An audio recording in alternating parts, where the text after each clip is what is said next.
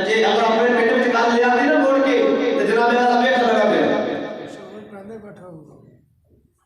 میں اپنی بہنوں کو نصیحت کرتا ہوں خدا کا خوف کرو خدا کا خوف نہ اپنے لیے جہنم منتخب کرو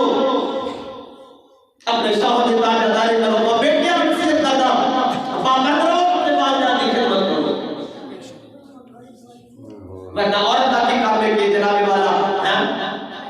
شوہر دے باپ یا شوہر دی ماں کا وہ دے گھر میں جنم نہ ہو دے امام الانبیاء علیہ الصلوۃ والسلام کے غلاموں ام المؤمنین حضرت سیدہ ام سلمہ رضی اللہ تعالی عنہ روایت فرماتی ہے مدینے کے تاجدار صلی اللہ تعالی وسلم نے ارشاد فرمایا کہ جو عورت اس حال میں مرے کہ اس کا شوہر اس سے راضی ہوئے فرمایا بغیر حساب کو جنت داخل کر دی جائے گی عورت اس حال میں دنیا کو گئی کہ اس کا شوہر اس سے راضی سی اور میں ایک حدیث سے پاک سامنے رکھ کے اور مرزے کو پوچھنا چاہنا مرزے کو جڑا آتا ہے کہ عورت شوہر کے ماں باپ کی خدمت کرے گا وہ دی مرضی نہ کرے گا وہ دی مرضی شوہر کو پابند نہیں کر سکتا یہ نہیں آ سکتا کہ کوئی گلاس بھر کے میرے ابے کو پانی نہ دے بندہ اور بیوی کو یہ نہیں کہہ سکتا کہ تو روٹی چکھ کے میری اماں کو دے اس خبیث کبیلے مرزے کو میں پوچھنا چاہتا اللہ کے رسول کی حدیث کہ عورت اگر اس حال میں تو جائے دنیا تو کہ وہ دا شوہر تو دیتے راضی ہے وہ جنت داخل کر دی جائے گی وہ بھی بغیر حساب کو داخل کر دی جائے گی میں اپنا دس میرا مرد جڑا آنکھے گا کہ میری بیوی میرے باپ کی خدمت نہ کرے میری بیوی میری ماں کی خدمت نہ کرے اگر بیوی ماں باپ کی خدمت نہیں کرتی گھر میں فساد پیدا ہوتے گھر میں تنازع پیدا ہوتے ہمیشہ گھر والی کو چنگی رکھتی ہے جڑی اپنے باپ کی خدمت کرنے والی ہو سبحان اللہ میری گھر والی کہ میرے باپ کی خدمت کے لیے پہلے وہ بلاوے نہ میں کیا کرنا ہے